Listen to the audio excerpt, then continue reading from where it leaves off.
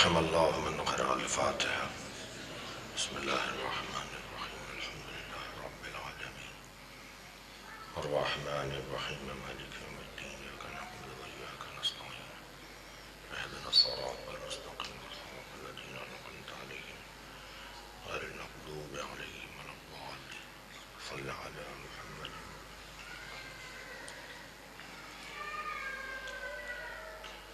اعوذ باللہ من الشیطان الرجیم بسم اللہ الرحمن الرحیم الحمد للہ الذی لا یبلغ مدحته القائلون ولا يحصي نعماءه العادون ولا يعدي حقه المجتهدون الذي ليس لصفته حد محدود ولا نعت موجود ولا وقت معدود ولا أجل ممدود فطر الخلائق بقدرته ونشر الرياح برحمته الصلاة والسلام على الرسول المسدد المصطفى العمجد المحمود الأحمد سيدنا ومولانا ومولى الكونين جد الحسن والحسين معاني أبا القاسم محمد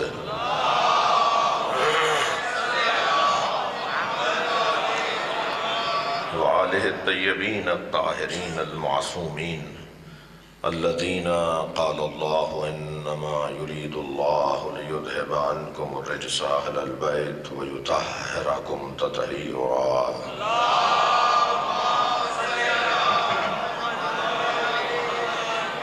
ولعنة الله على أعدائهم أجمعين من يوم عداوتهم إلى قيام يوم الدين.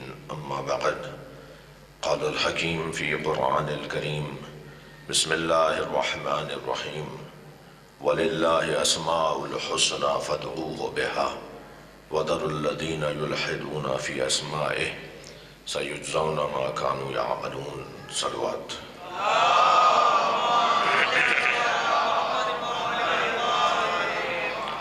التماس کر رہا ہوں ایک سورہ فاتحہ 3 مرتبہ سورہ اخلاص مرحوم مغفور سید رضا الحسن کاظمی ابن سید الطاف حسین کاظمی رحم اللہ من قرأ الفاتحہ.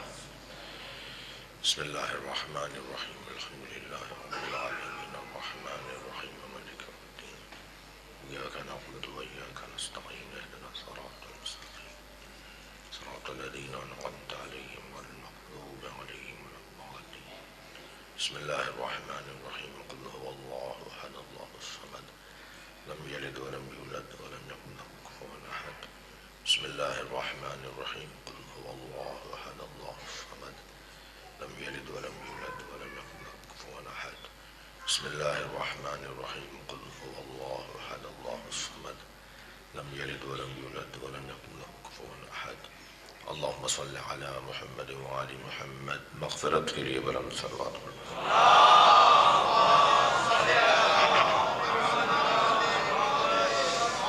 اس سے بلند صلوات ذریعہ کریں گے.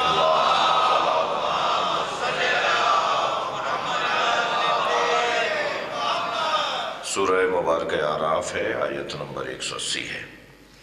پروردگار عالم اس آیت میں معرفت کا، معارف کا، مفاہیم کا، عرفان کا ایک دسترخوان بچھا رہا ہے.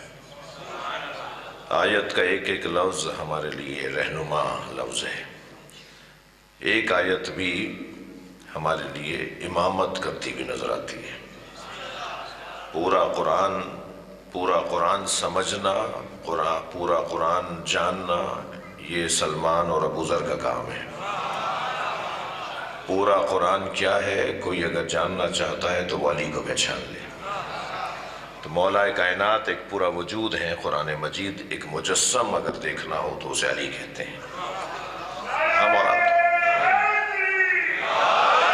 ہم آپ تو ایک آیت بھی اگر سمجھ لیں اور اس پہ عمل کر لیں تو اللہ ولایت عطا کر دے گا. صحابہ کرام 10 آیتیں لیتے تھے نبی سے، اور 10 آیتوں پر جب عمل ہو جاتا تھا تو پھر دوسری 10 لیتے تھے. بعض صحابی تو ایسے تھے جنہوں نے 10 سے زیادہ آیتیں نہیں لی. جی ایک صحابی محترم تشریف لائے، مولا کائنات کھڑے ہو گئے. حضرت نے ان کا استقبال کیا تو ایک چاہنے والے نے پوچھا کہ یا علی آپ ان کا احترام بہت زیادہ کر رہے ہیں۔ حضرت نے فرمایا یہ 10 آیتوں کے فقیہ ہیں، جو قرآن کی 10 آیتوں کا فقیہ ہو وہ کبھی ابو ذر بنتا ہے، کبھی سلمان، کبھی حذیفہ یمان، اور جو بولتا قرآن ہو اسے علی کہتے ہیں۔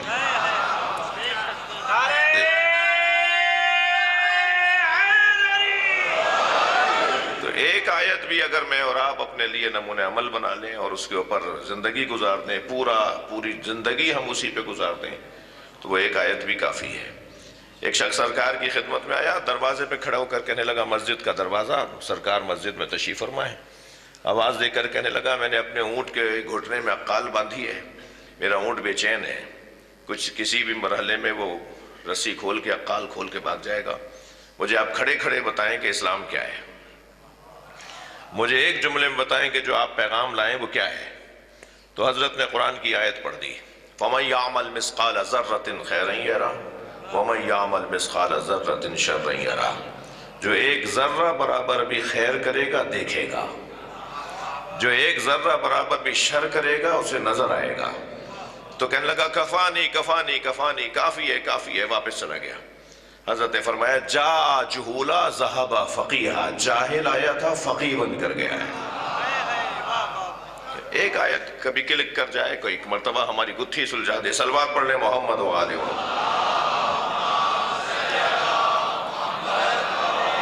اس سے بلند صلوات نبی کی ذات ہے۔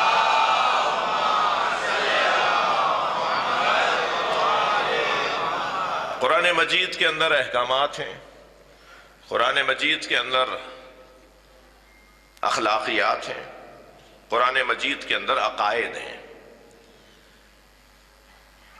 اگر میں یہ جاننا چاہوں کہ مجھے کن خطوط پر اپنی زندگی گزارنی ہے، یا اگر میں یہ جاننا چاہوں ایک مسلمان کو کن باتوں کا خیال کرنا ہے، تو ایک مسلمان کو عقائد کا خیال رکھنا ہے، دوسرے احکامات کا خیال رکھنا ہے حرام حلال کا، اور تیسرا مسلمان کو اخلاقیات کا خیال رکھنا ہے۔ جس کے عقائد اچھے ہوں گے، جس کے عقائد درست ہوں گے، اس کے احکامات بھی درست ہوں گے، اور جس کے احکامات درست ہوں گے اس کے اخلاقیات بھی درست ہوں گے۔ یہ جو نماز ہے، یہ جو روزہ ہے، یہ جو حج ہے، یہ ہمارے اچھے اخلاق تک پہنچانے کے لیے ہے۔ یعنی اگر اچھا نمازی ہو اور اخلاق اچھا نہ ہو تو یہ اٹھک بیٹھک ہے، نماز نہیں ہے۔ روزہ رکھتا ہو مگر اچھا اخلاق نہ ہو تو یہ بھوک مرنا ہے، روزہ نہیں ہے۔ جی حج کر کے آیا ہے مگر پورے علاقے کے اندر اس سے زیادہ بد اخلاق کوئی نہیں ہے تو یہ کوئی سفر ضرور ہوگا، تفریحی سفر، مگر یہ حج نہیں ہے۔ تو احکامات کا جو فلسفہ ہے وہ اچھے اخلاقیات تک پہنچانا ہے، اور عقائد کا جو فلسفہ ہے وہ اچھے احکامات تک پہنچانا ہے، درست احکامات تک پہنچانا ہے۔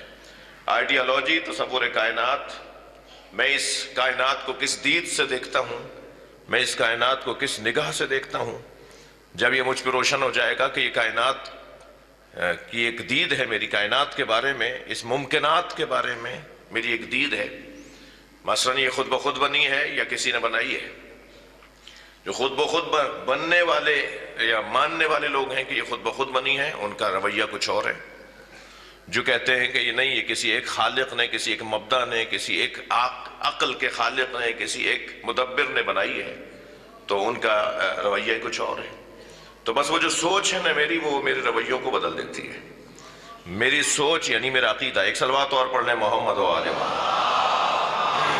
جی۔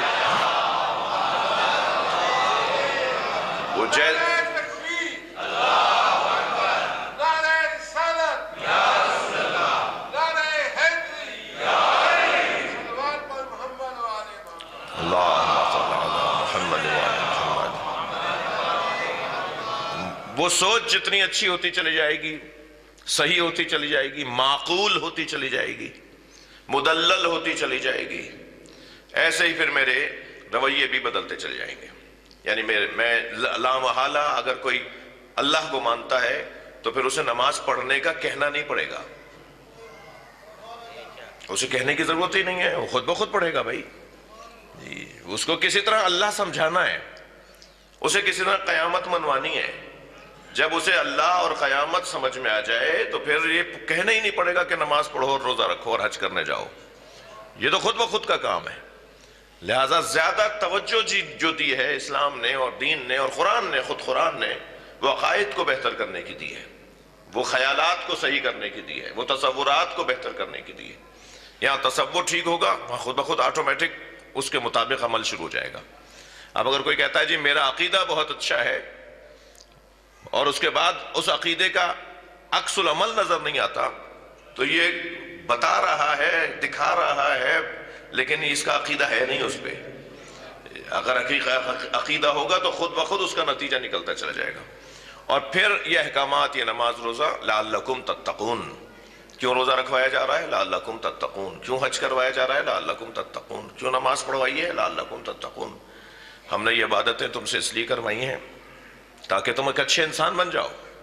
متقی، لمبی داڑھی چھوڑنا، اونچے پائچے رکھنا، ہاتھ میں مسلسل تسبیح رکھنا، پیشانی پہ سجدے کا نشان آ جائے، یہ حلیہ متقی حلیہ نہیں ہے۔ یہ کوئی ضروری نہیں ہے کہ جس کا یہ حلیہ ہے وہی متقی ہے۔ بعض اوقات اہل تقوی نہیں ہوتے، وہ اہل لقوہ ہوتے ہیں، وہ بھی نفسیاتی بیمار ہوتے ہیں۔ تقوی کا حلیوں سے کوئی تعلق نہیں ہے، تقوی کا حلیوں سے کوئی تعلق نہیں ہے، تقوی کا رویوں سے تعلق ہے۔ اگر رویہ ثابت کر رہا ہے کہ یہ اہل تقوی ہے تو پھر وہ تقوی، صاحب تقوی ہے۔ یعنی عقائد لے جائیں گے ہمیں احکامات تک، توجہ ہے نا حضرات کی؟ عقائد ہمیں لے جائیں گے احکامات تک، احکامات ہمیں لے جائیں گے اخلاقیات تک۔ اب سمجھ میں آتا ہے سرکار نے یہ کیا فرمایا، انما بعثت لاتمم مکارم الاخلاق، مجھے اللہ نے اخلاقیات کو پروان چڑھانے کے لیے بھیجا ہے۔ جی کیا مطلب ہے؟ یعنی اگر ہم صرف اس قول کو اس مقدمے کے بغیر سنیں، جو میں نے ابھی مقدمہ آپ کے سامنے رکھا، اگر سرکار کے اس قول کو اس مقدمے کے بغیر سنیں کہ مجھے اخلاقیات کو پروان چڑھانے کے لیے بھیجا ہے، تو شاید بعض لوگ کہیں صاحب بڑا شارٹ کٹ مل گیا ہمیں، نماز پڑھنے کی ضرورت نہیں ہے۔ جی اللہ رسول کو اور قیامت کو اور بہت سارے اور عقائد کو ماننے کی ضرورت نہیں، اخلاق اچھا کرو۔ وہ جھوٹ بول رہا ہے، وہ بند گلی میں چلا جائے گا، اس سے زیادہ جلات کوئی نہیں ملے گا آپ کو، اس سے زیادہ بدتمیز کوئی نہیں ملے گا آپ کو۔ کچھ ہی عرصے بعد قلعی کھل جائے گی اس کی، لیکن جو اس روٹ سے آ رہا ہوگا، جس کا رستہ یہ آ رہا ہوگا کہ اس نے پہلے اپنے عقائد کو درست کیا ہوگا، یاد رہے کہ اس کے بعد کا مرحلہ احکامات کا اور پھر اخلاقیات کا ہے۔ اور یہ بھی ذہن میں میرے بچوں اور جوانوں کے رہے کہ عقائد، ہم کہہ تو دیتے ہیں کہ عقائد میں تقلید نہیں ہے، اور صحیح کہتے ہیں، عقائد میں تقلید نہیں ہے۔ احکامات میں اور احکامات میں بھی وہ جو اجتہادی موضوعات ہیں، 2 رکعت نماز فجر ہے، یہ حکم ہے نا، اس میں بھی تقلید نہیں ہے۔ 4 رکعت نماز ظہر ہے، 4 رکعت نماز عصر ہے، یہ حکم ہے نا، احکام ہے نا، اس میں بھی تقلید نہیں ہے۔ خانہ کعبہ کے 7 چکر کریں گے تو ایک طواف مکمل ہوگا، 7 چکروں کا طواف ہے، 2 رکعت نماز مقام ابراہیم پر پڑھیں گے تو یہ طواف مکمل ہوگا، اس میں بھی تقلید کی ضرورت نہیں ہے۔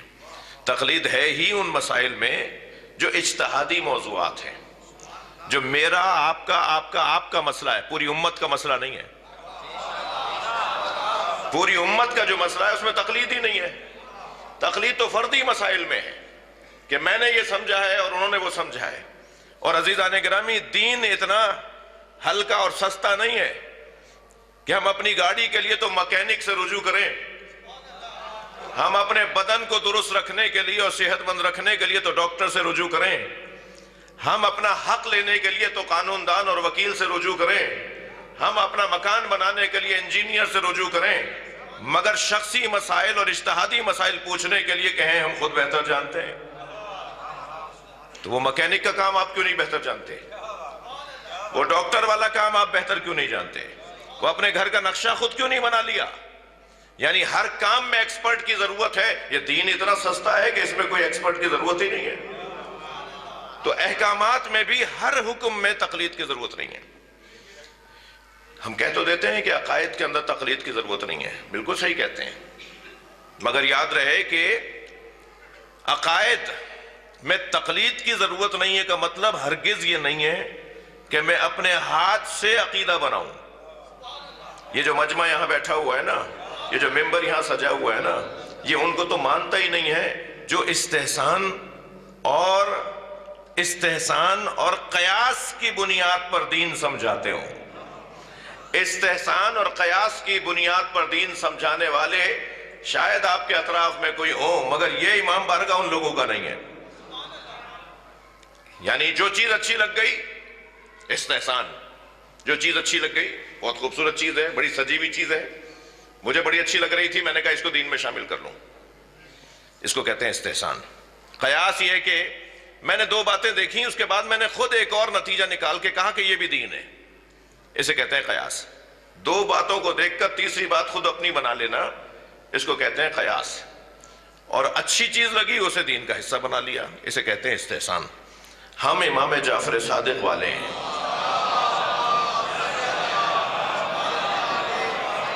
بھائی مجھ سمیت سب نے صلوات نہیں پڑھی، صلوات پڑھ لیں محمد، اللہم صلی علی۔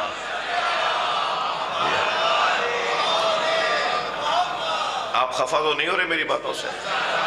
جی، ہم ہیں امام جعفر صادق والے، ہم ہیں ائمہ اہل بیت والے، ہم ہیں اہل بیت والے۔ ہم دین کو قیاس اور استحسان کی بنیاد پر نہیں مانتے، ہم دین بناتے ہی نہیں ہیں اپنی رائے پر۔ ہم استحسان کی بنیاد پہ دین میں کسی حکم کو شامل نہیں کرتے۔ میں لطیفہ سنانے کے لیے یقیناً نہیں آیا، مجھے جوان کچھ دیر کے لیے برداشت کریں اور بزرگ مجھے دعا دیں۔ یہ جو قیاس والے لوگ ہیں نا، یہ جو استحسان والے لوگ ہیں، انہوں نے جتنا دین کا مذاق بنایا ہے، شاید کسی کی ضرورت ہی نہیں ہے دین کی تباہی کے لیے، یہی کافی ہیں۔ مثال دے دوں، ایک شخص داخل ہوتا ہے ہمس میں، یہ جو ابھی شام کا علاقہ انہوں نے سب سے پہلے ہمس کے اوپر جا کے قبضہ کیا، جی تحریر الشام نے، بہرحال وہ ہمس، وہاں حضرت حجر بن عدی کا مزار بھی ہے، جو لوگ گئے ہیں شام زیارت کرنے وہ اس شہر میں ضرور گئے ہوں گے۔ ایک شخص ہمس میں داخل ہوا، اس نے کیا دیکھا کہ مؤذن اذان کہہ رہا ہے، یشہدون اہل حمس اشہد ان لا الہ الا اللہ، یعنی اشہد ان لا الہ الا اللہ تو اذان کا حصہ ہے نا، وہ اس کے آگے بڑھا رہا تھا، یشہدون اہل الحمس، کہتے ہیں اہل حمس اشہد ان لا الہ الا اللہ۔ تو وہ سننے والے نے کہا یہ کیا اذان آ رہی ہے، یہ اہل حمس کہتے ہیں، کیا مطلب ہے اذان میں یہ جملہ کیوں شامل کر رہے ہو؟ ساری دنیا کہتی ہے، سارے دنیا کے مسلمان کہتے ہیں، یہ حمس والے ہی کیوں کہتے ہیں؟ اس نے پوچھا جی ماجرا کیا ہے؟ کہنے لگے وہ جو مؤذن تھا وہ چھٹی پہ چلا گیا ہے، تو بہت اچھی آواز والا، گلا اچھا تھا یہ یہودی کا، تو اس کو ہم نے کہا بھائی اذان کہتے ہو، تو اس نے کہا بھائی جو میں نہیں کہتا ہوں میں یہ کہوں گا، تم کہتے ہو میں نہیں کہتا۔ اس نے اذان میں وہ ملا دیا، یہ تاریخ ہے۔ تو تھوڑی دیر کے بعد کیا دیکھا کہ پیش نماز صاحب نماز پڑھا رہے ہیں، اور ایک ٹانگ کو انہوں نے ہوا میں معلق کیا ہوا ہے اور ایک ٹانگ پہ کھڑے ہو کے نماز پڑھا رہے ہیں۔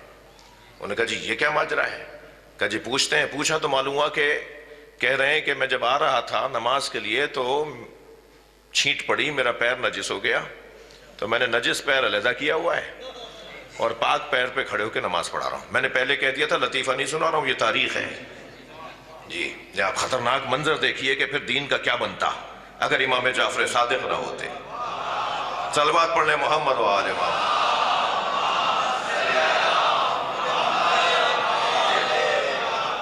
تھوڑا سا اور آگے بڑھے تو کیا ماجرا دیکھا کہ ایک زندہ کو باندھ کر لٹایا ہوا ہے اور پیش نماز صاحب تکبیروں پہ تکبیر جنازے کی پڑھ رہے ہیں اور پیچھے 40 لوگ تکبیر کہہ رہے ہیں ان کے ساتھ ساتھ۔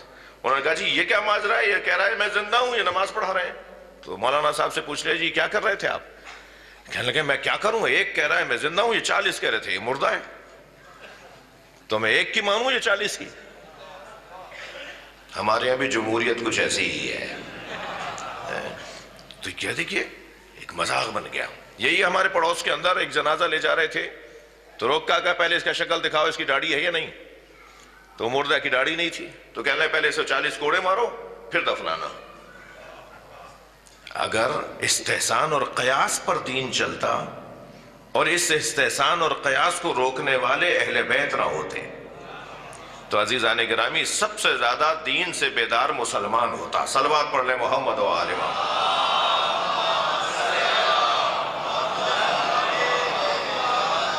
تو یہ قیاس اور استحسان کی بنیاد پر ہم عقائد کیسے ہوں گے؟ کیسے میرا اور آپ کا عقیدہ کیسے بنے گا؟ ہم کیسے اپنے عقیدے کو مرتب کریں گے؟ ہم اپنی پسند سے نہیں کر سکتے، ٹھیک ہے؟ یعنی جو کہتے ہیں نا کہ عقائد میں تقلید جائز نہیں ہے، اس کا یہ مطلب نہیں ہے کہ عقائد میں تقلید جائز نہیں ہے تو ہر شخص اپنا اپنا عقیدہ بنا لے۔ اس کا مطلب یہ کہ عقائد میں تحقیق واجب ہے۔ عقائد میں تقلید جائز نہیں ہے کا مطلب یہ ہے کہ عقائد میں تحقیق لازم ہے۔ یعنی میں کوئی بھی اگر اپنا عقیدہ بناؤں گا تو مجھے قرآن سے آیت چاہیے۔ میں اگر کوئی عقیدہ بنانا چاہتا ہوں، اپنا رکھنا چاہتا ہوں، تو مجھے نبی کی حدیث اور اہل بیت کی حدیث سے وہ عقیدہ بنانا ہوگا۔ میرے پاس قرآن یا حدیث ہونی چاہیے، اور قرآن اور حدیث کے بعد پھر میرے پاس عقلی تقاضے ہونے چاہیے، عقلی تقاضے ہونے چاہیے، اور پھر اس کے بعد وہ عقیدہ مرتب ہوگا۔ اور پھر جب عقیدہ مرتب ہو جائے گا تو خود بخود انسان کے عمل کے اندر اس کے احکامات ظاہر ہوں گے، اور عمل میں احکامات کے ساتھ خود بخود اس کے اخلاقیات بہتر ہوتے چلے جائیں گے۔ وہ جو عقائد ہمیں، مجھے معاف کیجیے گا لمبی تمہید ہو گئی، وہ جو عقائد ہمیں قرآن اور حدیث سے لینے ہیں تحقیق کے مطابق، سمجھ کے مطابق، وہ جو عقائد ہمیں لینے ہیں، ان عقائد میں ایک عقیدہ ہے عقیدہ توسل، جس کو کہتے ہیں وسیلے کا عقیدہ، جس کو کہتے ہیں وسیلے کا عقیدہ۔ یعنی میں اور آپ اللہ تک پہنچنے کے لیے یا اللہ سے بات کرنے کے لیے کسی وسیلے کے محتاج ہیں۔ صلوات پڑھیں ذرا، میں عرض کرتا ہوں۔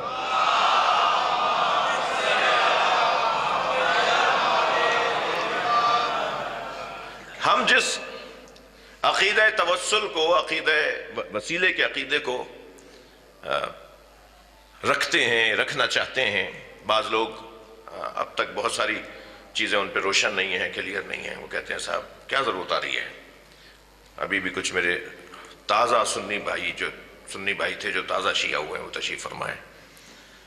یہ توفیق بھی اس ذکر کو، اس ذکر کی برکتوں میں سے ایک برکت ہے کہ دروازہ مسلسل کھلا ہوا ہے اور حسین مولا کے چاہنے والوں میں اضافہ ہو رہا ہے۔ اس دروازے پہ اہل بیت کے چاہنے والوں میں مسلسل اضافہ ہو رہا ہے۔ میں سال بھر ایک آدھ دفعہ یہاں اس امام بارگاہ میں حاضر رہتا ہوں، بعض دفعہ تو یہ سب بھرا ہوا ہوتا ہے، یعنی اتنا بڑا مرکز چھوٹا پڑ رہا ہوتا ہے۔ یہ مرکز چھوٹا نہیں پڑ رہا، اہل بیت کے چاہنے والوں میں اضافہ ہو رہا ہے، اور یہ ہونا ہے، بالآخر یہی ہونا ہے، سب کو اسی دروازے پر آنا ہے۔ جی کل کی تیاری آج کرنی ہوگی، اور جو پرانے عزادار ہیں انہیں میزبانی کرنی ہوگی، انہیں اپنا دل بڑا کرنا ہوگا، انہیں اپنا دامن وسیع کرنا ہوگا، انہیں اپنے خیالات کو وسیع کرنا ہوگا، دروازہ کھلا رکھنا ہے۔ یہ امام حسین کا خیمہ ہے، ہر آنے والے حر کے لیے کھلا رہنا چاہیے۔ جی ایک صلوات پڑھ لیں محمد و آل محمد۔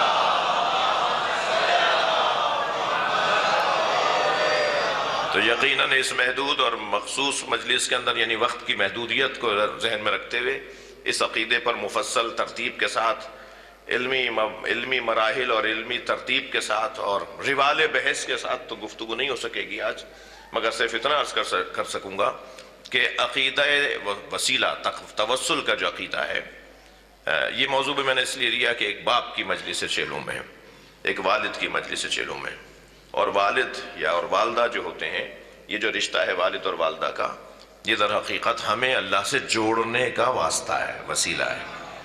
یہ رشتہ بھی وہی رشتہ ہے، انہوں نے ہی ہمیں یہاں مجلس میں لا کے بٹھایا ہے۔ جی مجھے گواہی دیجئے نا، آپ کو لاتے تھے نا ہاتھ پکڑ کر وہ، جی ہمیں تو دنیا میں آنے سے پہلے ہماری ماں نے حسین سے آشنا کیا ہے۔ جی وہ جو ایام حمل کے اندر وہ مجلسوں میں جاتی تھیں، ابھی ہم دنیا میں آئے نہیں تھے کہ یہ نام ہم جانتے تھے کہ حسین کوئی ہے۔ یہ کس نے بتایا ہمیں؟ جی ہمیں نماز کے اندر کون لے کر آتا تھا؟ نماز جماعت کے اندر ہمارے بزرگ ہمیں لے کے آتے تھے، ایسے ہی ہے۔ کتنے ہی احکامات ہیں کہ جو ہمیں ہمارے والدین سے ملے ہیں۔ وہ اور بات ہے کہ ہم تقلیدی مزاج لوگ نہیں ہیں، جو میں کہہ رہا ہوں اللہ کرے وہی سمجھا جائے گا۔ ہم تقلیدی مزاج لوگ نہیں ہیں۔ ہمارے ابا نے جو ہمیں رٹوائی تھی نا نماز، ہماری نانی نے جو ہمیں سورہ یاد کروائے تھے، ہمارے مثال دادا نے جو ہمیں روزہ کھلوایا اور رکھوایا تھا، جب ہم 15 سال کی عمر میں آئے تو یہ کیوں اور کیسے کی جو یلغار شروع ہوئی، جی کہتے ہیں نا صاحب خاندانی شیعہ ہیں، خاندانی مسلمان ہیں، خاندانی سنی ہیں، خاندانی مثال کے طور پر نمازی ہیں، تو پھر یہ تمہارا کیا کمال ہے بھائی، یہ تو تمہیں خاندان سے ملا ہے۔ نہیں عزیزانو، ایسا نہیں ہے، ایسا نہیں ہے۔ ہمیں خاندان نے، ہمارے بڑوں نے نماز روزہ تو سکھایا، ہمارے بڑوں نے ہمارے عقائد تو درست کیے، مگر لڑکا 14-15 سال کی عمر میں اور لڑکی 9-10-11 سال کی عمر میں اس کے ذہن کے اندر ایک یلغار ہوتی ہے سوالات کی، کیوں، کیسے، یہ کیوں، یہ کیوں، یہ کیوں، یہ جو کیوں کیوں کیوں کا جو اس کے ذہن میں ایک یلغار آ رہی ہوتی ہے سوالات کی، یہ اللہ اسے سمجھ کر مسلمان بنانا چاہتا ہے۔ ہاں، اگر ابا سے دلیل نہیں ملتی، اماں سے اگر بات اس کو سمجھ میں نہیں آتی، تو پھر وہ کسی اور سے پوچھتا ہے۔ کبھی کبھی وہ باغی نظر آ رہا ہوتا ہے کہ کوئی مجھے آج تک سمجھانے والا نہیں ہے، یہ ایسے ہی باتیں کرتے ہیں، انہوں نے ہمیں بس سمجھا دیا، ہمیں بتا دیا، ہمیں سمجھایا نہیں۔ یہ اللہ اسے سمجھ کر مسلمان بناتا ہے۔ لہٰذا ہم میں سے کوئی بھی ایسا نہیں ہے کہ جس نے اپنے دور کے اندر یہ کیوں اور کیسے کے مرحلے سے خود کو نہ گزارا ہو، دلیل ڈھونڈتا ہے وہ۔ اور جب میں کوئی بات کرتا ہوں اور آپ سبحان اللہ کہتے ہیں، جو کہتے ہیں، جو مزاجن ہی نہیں کہتے، تو میں ان سے تو بات ہی نہیں کر رہا، یعنی ان کو تو کچھ کہہ ہی نہیں رہا، ان کا تو آ جانا ہی بڑی مہربانی ہے جی۔ وہ جو سبحان اللہ کہتے ہیں نا کسی جملے پر، کسی بات پر، در حقیقت ان کا وہ اپنا عقیدہ ہوتا ہے، انہیں دلیل ملتی ہے تو سبحان اللہ بولتے ہیں جی۔ ان کے اندر سے پہلے سے ہی وہ نظریہ ان کا ہوتا ہے، اور پھر ایک مرتبہ جب انہیں کہتے ہیں سبحان اللہ، بہت زیادہ اگر کوئی جذبات میں آ جاتا ہے تو پھر وہ نعرہ بھی لگا دیتا ہے۔ ایک صلوات پڑھ لیں محمد و آل محمد۔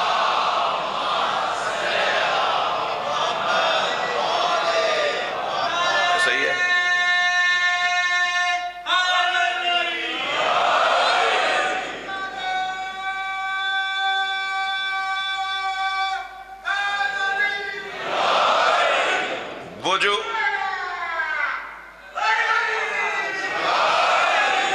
وہ جو اللہ سے رابطہ کروانے والے رشتے ہیں، ان میں ایک روشن رشتہ والدین کا رشتہ ہے جی۔ انہوں نے ہی ہمیں بتایا کہ اللہ ہے، انہوں نے ہی ہمیں بتایا کہ حسین ہے، انہوں نے ہی بتایا ہمیں مولا علی ہیں جی۔ ان عقائد کا حامل ہمیں ہمارے والدین نے کیا ہے۔ تو یہ عقیدہ بس تفصل نہیں ہے، یہ توسل نہیں ہے، یہ کس نے بتایا تھا، کس نے سمجھایا تھا جی؟ والدین نے۔ تو اگر میں غیر معصوم اپنے والدین، میرے والدین آپ کے نہیں ہیں، آپ کے والدین میرے نہیں ہیں، ایسا ہی ہے نا؟ اگر میں اپنے والدین جو آپ کے نہیں ہیں، اگر میں غیر معصوم رہنما جو میرے والدین ہیں، ان کی وجہ سے اللہ تک پہنچنے میں کامیاب رہا ہوں، تو اب اگر اللہ کسی کو باپ بنا رہا ہو، اللہ کسی کو ماں بنا رہا ہو، اور یہ کہہ کر ماں باپ بنا رہا ہو کہ یہ وہی ہے کہ جہاں تک پہنچو گے تو یہ تمہیں اللہ تک پہنچا دیں گے، لہذا نبی فرماتے ہیں انا و علی ابوا ہذہ الامہ، میں اور علی اس امت کے دو باپ ہیں۔ جو اس امت کے دو باپ ہیں وہی یہ کہتے نظر آ رہے ہیں فاطمہ تو ام ابیہا، فاطمہ اپنے باپ کی ماں ہے۔ جو پوری انسانیت کو اللہ کے ساتھ جوڑ دیں، جو پوری انسانیت کو وسیلے کے عنوان سے اپنے رب کے ساتھ تعلق دار بنا دیں، وہ در حقیقت عقیدہ توسل کا عقیدہ ہے۔ حق بھی اسی کو ہے کہ جس کی رسائی وہاں تک ہو۔ میں الفاظ کو اور بہتر کرتا ہوں، علم اللہ کا ہے، اللہ کے علاوہ جس کے پاس بھی علم ہے وہ عارضی ہے، عارض ہوا ہے۔ عارضی سے مراد عارض ہوا ہے جی، عارض ہوا ہے، اس کی ذات اور ہے، علم اور ہے، ایسا ہی ہے۔ البتہ کچھ ہستیوں کو اللہ نے ذاتاً عالم بنایا ہے، وہ جب سے بنے ہیں اس وقت سے وہ عالم ہے جی، مگر جو جب سے بنے ہیں اس وقت سے عالم ہے، انہیں بنانے والا اللہ ہے، مگر اللہ وہ عالم ہے جسے بنانے والا کوئی نہیں ہے۔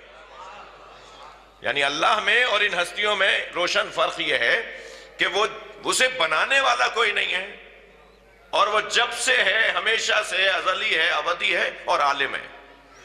اور یہ جب سے ہیں عالم ہے مگر انہیں بنانے والا اللہ ہے۔ بہت باریک وادی ہے عقیدہ توحید کی. ایک صلوات پڑھیں محمد و آل محمد.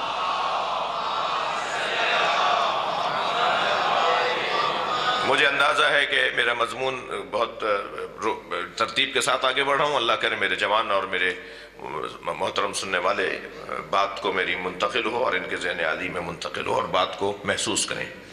جی علم اللہ کا ہے, رزق اللہ کا ہے, جی حیات اللہ کی ہے. ابھی میں نے کہہ دیا ذاتاً اس کو کسی نے نہیں دی زندگی, اسے کسی نے حیات نہیں دی. یہ ساری چیزیں اللہ کی ہیں, مگر ان ساری چیزوں کو جب اللہ بندوں تک منتقل کرتا ہے تو کس کے ذریعے سے کرتا ہے؟ مثلا قرآن مجید سورہ مبارکہ شورى کی آیت ذَلِكَ الَّذِي يُبَشِّرُ اللَّهُ عِبَادَهُ الَّذِينَ آمَنُوا وَعَامِلُوا الصَّالِحَاتِ. یہ وہی عظیم بشارت ہے جو اللہ نے اپنے ان بندوں کو عطا کی ہے جو صاحبان ایمان بھی ہیں اور صاحبان کردار بھی ہیں. قل, اے میرے حبیب کہہ دیجئے, بشارت اللہ کی ہے, اے میرے حبیب کہہ دیجئے. جب بشارت اللہ کی ہے تو اللہ خود کیوں نہیں کہہ رہا؟ اللہ کی بشارت ہے, پہنچے گی مصطفیٰ کے ذریعے. قل, اے میرے حبیب کہہ دیجئے لا اسألکم علیہ اجرا الا المودۃ فی القربى, مجھے رسالت کی کوئی اجرت نہیں چاہیے سوائے یہ کہ میرے قربہ سے اظہار محبت کرو. تو یا اللہ یہ بشارت تو تیری تھی, تو نے خود کیوں نہیں پہنچائی؟ تھوڑا سا اور آگے بڑھیے. رحمت اللہ کی ہے مگر عالمین پر اللہ رحمت ڈال رہا ہے اس کے ذریعے جسے اس نے بھیجا ہے. وَمَا أَرْسَلْنَاكَ إِلَّا رَحْمَةً لِلْعَالَمِينَ.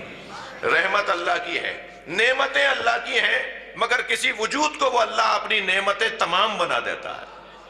ایسے ہی لعنت اللہ کی ہے. ثُمَّ نَبْتَهِلْ فَنَجْعَلْ لَعْنَتَ اللَّهِ عَلَى الْكَاذِبِينَ. اور پھر ہم مباہلہ کریں گے اور اللہ کی لعنت جھوٹوں پر بھیجیں گے. تو لعنت اللہ کی ہے, آتی پنجتن کے ذریعے سے ہے. جب اللہ کی ساری چیزیں ان کے ذریعے سے آتی ہیں تو کیا ہماری دعائیں ان کے ذریعے سے نہیں جائیں گی؟ بس اسی کو عقیدہ توسل کہا جاتا ہے. صلوات پڑھ لیں.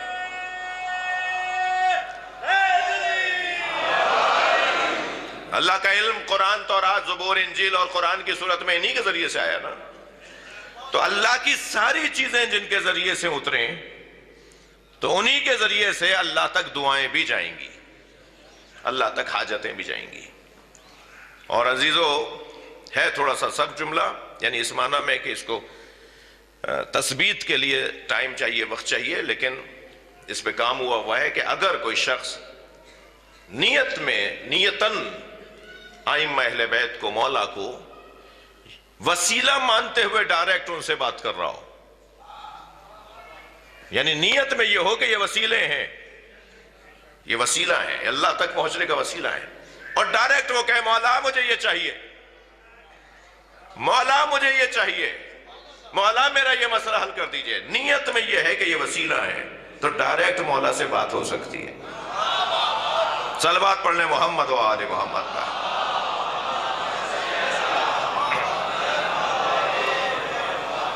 عزیزان گرامی,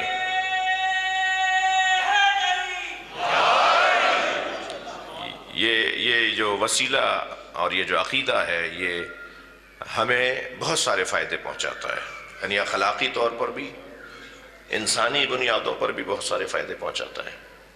جو انسانی اور اخلاقی بنیاد پہ اس عقیدے سے فائدہ ہوتا ہے وہ صرف ایک فائدے کی طرف توجہ دلاتا ہوں, آپ کی توجہ, آپ جانتے ہیں, توجہ دلاتا ہوں.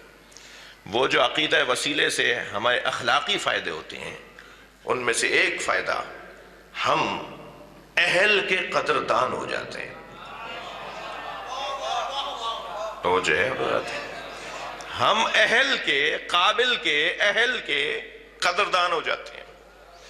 جس کو مقام ملا ہے اہل ہے, جس کو عظمت ملی ہے وہ اہل ہے, ہم اس کے قدردان ہو جاتے ہیں. اس کے دروازے پر آ کر ہم اسے بات کر کے اس کے قدردان ہو جاتے ہیں. جس معاشرے میں اہل اور قابل لوگوں کی قدر نہیں ہے وہ معاشرہ تباہ ہو جاتا ہے, اور جس معاشرے میں اہل اور قابل لوگوں کی قدردانی ہے وہ معاشرہ ترقی کر رہا ہوتا ہے. اس لیے کہ جائیں گے اسی کے پاس, پہنچیں گے اسی کے پاس کہ جو قابل ہوگا اور اہل ہوگا. یہ قدردانی ہے در حقیقت اس کے دروازے پر جا کر، اور اگر یہ عمل چھوڑ دیا جائے تو پھر نااہل اور غیر معیاری لوگوں سے تعلق ہو جائے گا، اور نااہل اور غیر معیاری لوگوں سے تعلق انسان کو، انسانی سماج کو برباد کر دیتا ہے۔ ایک اخلاقی فائدہ یہ ہے۔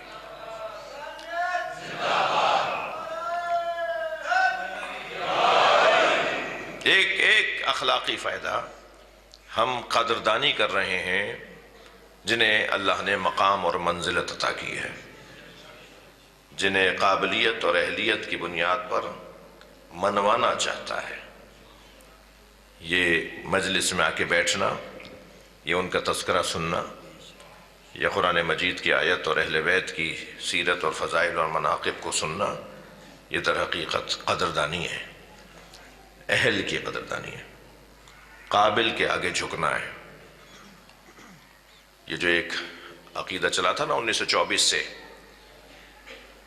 سعودی عرب سے، وہابی عقیدہ، جی ابن تیمیہ کا عقیدہ، عبد الوہاب کا عقیدہ، وہ عقیدہ، وہ نظریہ، وہ خیالات، وہ اس بات کے خلاف ہے۔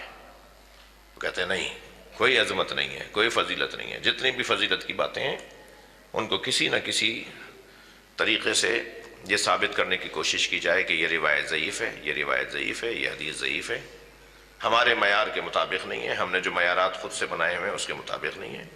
اور آیتوں کے اندر بھی جانے کے بعد کہ یہ آیت ٹھیک ہے، مباہلے کے موقع پہ پنجتن کو چادر میں لیا تو اہل بیت سے متعلق ہے، تو اہل بیت میں اب 5 کو تو نکال نہیں سکتے، تو کہنے لگے کہ 5 کے علاوہ کچھ کو شامل کر لو۔ یہ جتنی بھی جدوجہدیں ہیں، کوششیں ہیں، یہ جتنی بھی صحیح لا حاصل ہیں، یہ آہستہ آہستہ دھلتی جا رہی ہیں، بہت روشن ہوتی چلی جا رہی ہیں، اور میرا اور آپ کا ایک جہاد ہے، اللہ اسے ہمیں مسلسل رکھنے کی توفیق عطا فرمائے کہ ہم اہل اور قابل اور معیار کے مطابق خلق ہونے والی ہستیوں کی طرف لوگوں کی توجہ دلائیں۔ ہم سب کبھی بول کر کبھی سن کر مبلغان ولایت علی ہیں، ہم سب مولا علی کی ولایت کے، اہل بیت کی ولایت کے مبلغ ہیں۔ آپ سن کر، میں بول کر، ہم سب اس وقت ذاکرین کی کیفیت میں ہیں۔ اور عزیزو، میں نے ایک جملہ کہا کہ جو وسیلے کے عقیدے میں مشاہدہ ہے اور سامنے کا ایک عنوان اور مثال ہے، وہ والدین کا وجود ہے۔ ہم تو ان کے بغیر مکھی بھی نہیں جھل سکتے تھے، ہم تو ان کے بغیر گیلے سے سوکھے میں بھی نہیں جا سکتے تھے۔ انہوں نے مہربانی فرمائی کہ ہمارے لباس کو تبدیل کر دیا، انہوں نے لطف کیا کہ ہمیں مکتب تک اور مدرسے تک پہنچا دیا۔ انہوں نے کیا کچھ نہیں کیا ہمارے لیے، یعنی وہ جو غیر معصوم والدین ہیں انہیں اف کہنا تو گناہ ہو، اور جو معصوم والدین ہیں امت کے، ان کا گھر جلانا کیسے جائز ہوگا، ان پہ ہاتھ اٹھانا کیسے جائز ہوگا، انہیں تعزیانہ مارنا کیسے جائز ہوگا۔ یعنی ہمارے غیر معصوم والدین کے آگے تو اونچی آواز میں بات کرنے کو اللہ پسند نہ کرے، اور جو معصوم باپ ہیں اور معصوم ماں ہیں، پوری امت کے لیے مادری کرنے والی ذات ہے، پوری امت کے لیے پدری کرنے والی ذات ہے، کیا ان کے ساتھ یہی ہونا تھا جو ہوا؟ اجرکم اللہ، آمادہ ہو گیا عزادارو، ایام فاطمیہ ہیں، میرا دل کہہ رہا ہے کہ چلیے کچھ دیر مدینہ چلیں۔ اللہ آپ کو کسی غم میں نہ رلائے، سوائے غم اہل بیت میں ہمیں رونے رلانے والوں میں قرار دے۔ مدینے میں ایک گھر سے دھواں اٹھ رہا ہے، جن کے مذہب میں رونا جائز ہے وہ تکلف کر کے نہ روئیں، وہ دھواں چولہے کے جلنے کا نہیں ہے، وہ دھواں دروازے کے جلنے کا ہے، اور دروازہ بھی وہ دروازہ ہے جس پہ نبی کھڑے ہو کے 6 مہینے تک سلام کرتے رہے۔ 6 مہینے میں سینکڑوں مرتبہ سرکار نے سلام کیا ہے۔ آج کسی نے نہیں دیکھا تو کل دیکھ لے گا، کل کسی نے نہیں دیکھا دیکھے گا تو پرسوں دیکھ لے گا۔ بار بار اس دروازے پہ رکتے رہے اور کھڑے ہو کے سلام کرتے رہے۔ اور پھر جب نبی کو لینے کے لیے ملک الموت آیا تو جناب زہرا نے آواز دی، کون ہے دروازے پر؟ اچھا، اس نے دروازہ بجایا کیوں؟ بغیر بجائے آیا کیوں نہیں؟ بجائے بغیر گھر میں داخل کیوں نہیں ہوا؟ اس لیے کہ اندر فاطمہ زہرا ہیں، اندر سیدہ ہیں۔ اللہ نے اجازت نہیں دی تھی فرشتے کو، یہ فرشتہ ہے، یہ اپنی مرضی سے کام نہیں کرتا، یہ اپنی مرضی سے کام نہیں کرتا، اسے جو حکم الہی ہوتا ہے وہی کرتا ہے۔ حکم الہی یہ ہے کہ اندر فاطمہ ہے، پوچھ کے جانا۔ اور جب دروازہ بجا اور بی بی نے سوال کیا کون ہے دروازے پر، تو جواب دیا کہ میں نبی سے ملنے آیا ہوں۔ تو سیدہ نے فرمایا واپس چلے جاؤ، میرے بابا آرام کر رہے ہیں۔ اللہ اکبر، یہ واپس چلا گیا، مگر اسے تو حکم تھا نا کہ سرکار کی روح مبارک کو لینا ہے۔ یہ تھوڑی دیر بعد پھر آ گیا اور پھر سوال کیا بی بی نے کون ہے دروازے پر، تو انہوں نے وہی جواب دیا کہ مجھے نبی سے ملنا ہے۔ بی بی نے فرمایا واپس چلے جاؤ، میرے بابا آرام کر رہے ہیں۔ یہ جب تیسری دفعہ آیا تو سرکار نے آنکھیں کھول دی۔ سرکار نے فرمایا فاطمہ، یہ کسی سے اجازت نہیں مانگتا، یہ تمہاری عظمت ہے کہ جس کی وجہ سے یہ تم سے اجازت مانگ رہا ہے۔ یہ ملک الموت ہے، اسے آنے دو۔ یہ بچہ سوال کرتا ہے نا کہ گھر میں جب مولا علی تھے تو جناب زہرا دروازے پر کیوں گئی؟ گھر میں جب مرد ہوتے ہیں اور دروازے پر کوئی ملنے آئے تو گھر کے مرد جاتے ہیں نا، تو جب مولا علی گھر میں تھے تو جناب زہرا دروازے پر کیوں آئے؟ ایک معصوم امام کا فرمان سنا دو۔ جب یہی سوال امام معصوم سے کیا گیا تو حضرت نے فرمایا لِتُثْبِتَ أَنَّهَا فِي دَارِهَا، سیدہ دروازے پر اس لیے گئیں تاکہ انہیں بتائیں اس گھر میں فاطمہ رہتی ہیں۔ بی بی کی آواز سن کے کوئی حیا کرے گا، بی بی کی آواز سن کے کوئی واپس چلا جائے گا؟ بی بی نے یہ بتانے کے لیے کہ میں اس گھر میں رہتی ہوں۔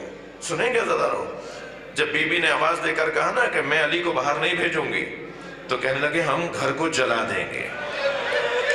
شبلی نعمانی نے تو الفاروق کے اندر لکھا ہے نا کہ ہمیں تحقیق مکمل نہیں، ہماری تحقیق مکمل نہیں ہے کہ یہ واقعہ ہوا یا نہیں ہوا، لیکن حضرت کے مزاج سے بعید نہیں ہے کہ انہوں نے یہ کہا ہوگا۔ ان کا مزاج تھا ایسا، لہذا کوئی بعید نہیں ہے کہ انہوں نے یہ جملہ کہا ہوگا کہ میں گھر کو آگ لگا دوں گا۔ جب یہ آواز آئی نا کہ ہم اس گھر کو آگ لگا دیں گے تو جناب زہرا نے فرمایا اس میں حسنین رہتے ہیں۔ سخت جملہ ہے جو کہنے جا رہا ہوں۔ جب بی بی نے فرمایا نا اس میں حسنین رہتے ہیں تو آواز آئی وَإِن کوئی رہتا ہو۔ قیامت کا جملہ ہے، ایک وَإِن الف نون، واو الف نون وَإِن، عربی زبان میں کہتے ہیں اسے وَإِن کوئی رہتا ہو۔ یہ کوئی ہے؟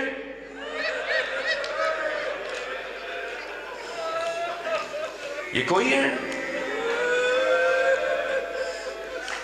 جسے دوش میں نبی اٹھاتے ہو، جسے زبان نبی چساتے ہو،